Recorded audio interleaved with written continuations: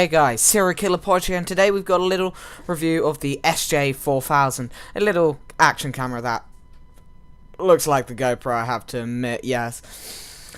This is, so far out of the box, it feels like a nice camera, HD 1080p, so everything I want, waiting for autofocus.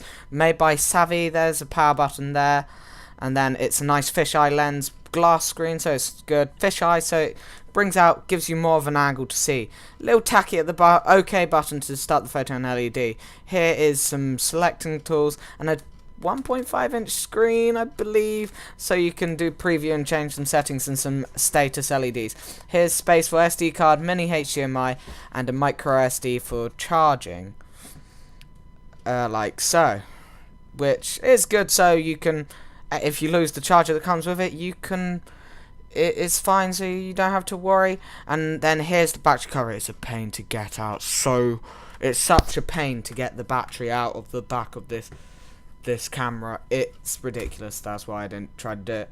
Then there's the OK button, and then turn it on. It gives you a little Savvy logo. And then here's the things, and the power button there is also the mode button. And if you press it, it changes it from setting to setting. So I just changed it from video mode to camera mode to preview mode and settings mode, and the buttons on the side, as I said, change it. And then it's a nice little camera, very nice, lightweight, and if you hold down the power button you turn. Now let's look at all the equipment that you get with this camera. As you can see, there's loads here, including the waterproof case that comes on the camera immediately. There's loads of stuff, everything you need, and everything works with the GoPro, so you can just go on Amazon and buy a GoPro stuff if you're missing something. So that's what's really cool. I'll now go through each of the bits individually. I may have missed out some, but they're not that big a matter. Smile.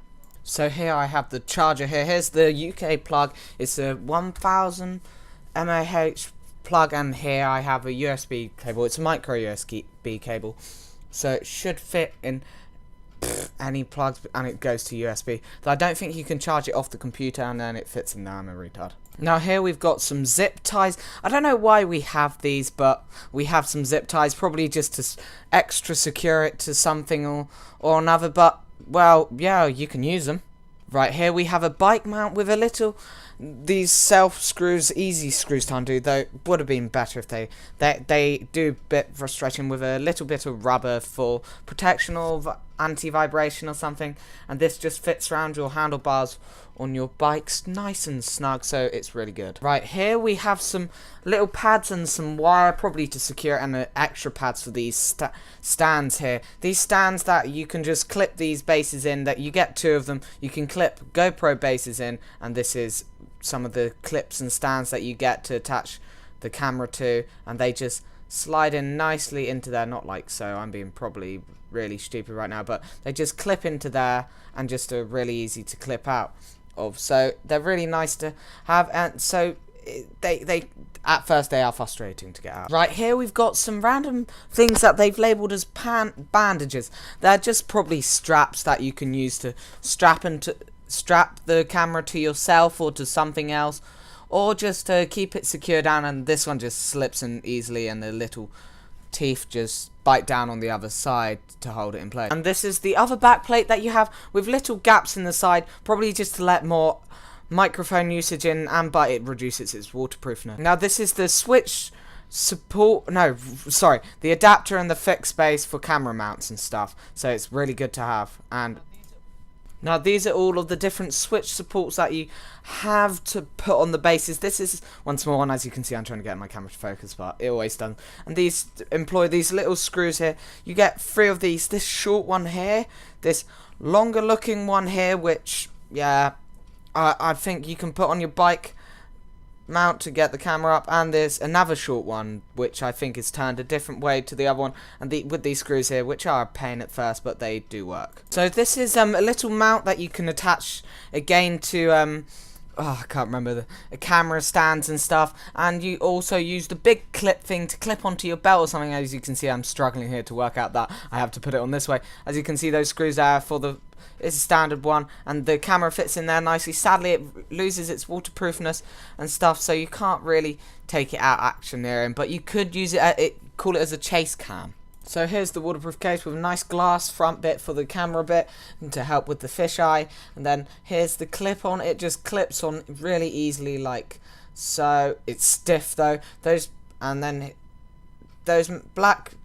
aluminium silver looky things are the waterproof buttons, so you can use the buttons. And this, what I'm trying to show you here, is the clip thing to get the camera in and out of the case, which is actually pretty stiff, and as you can see I struggle with it, though now it's a bit looser, so it's a lot easier for me to do it.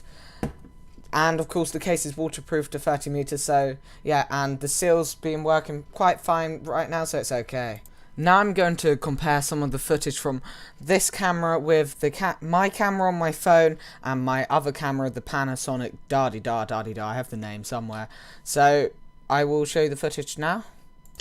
Now this is the footage from the SJ4000. As you can see, it's pretty good with a bit of graininess, but as you can see in the bottom left corner there is some numbers which is really annoying, and I don't know how to get rid of them. But still, no matter what, the footage is pretty good for a 58-pound camera. Here are the stills, which are pretty good but weird resolution, so they don't fill up the entire 1080p screen.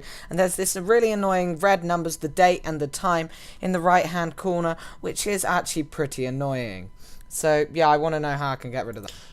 Right, now this is the video from my Panasonic camera, which is decent. As you can see, this is actually pretty decent, though it only records in 720p, and there's a little mark in the top left corner where I rubbed my finger from I don't know. And these are the stills. As you can see, they take them in a weird resolution, so they don't, so they're not as good as the others. So maybe it's not as good as the SJ4000, and these pictures are a little more yellow than the SJ4000.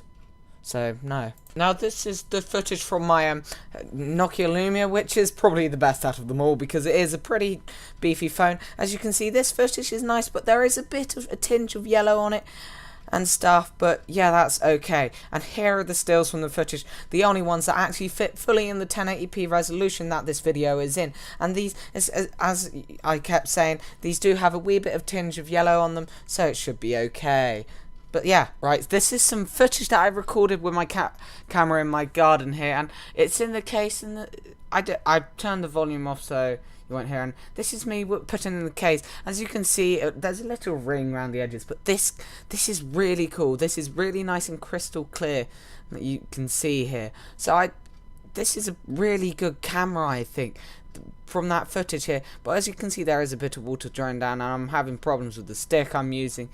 Selfie stick, and there I am, sexy house and sexy me, and then here I'm just adjusting the stick that I used, the selfie stick that I bought later, and then look at that looks really cool, doesn't it? And the image looks crystal clear, no blurry anything, the case doesn't block anything, but because I mute the audio, you won't really hear anything.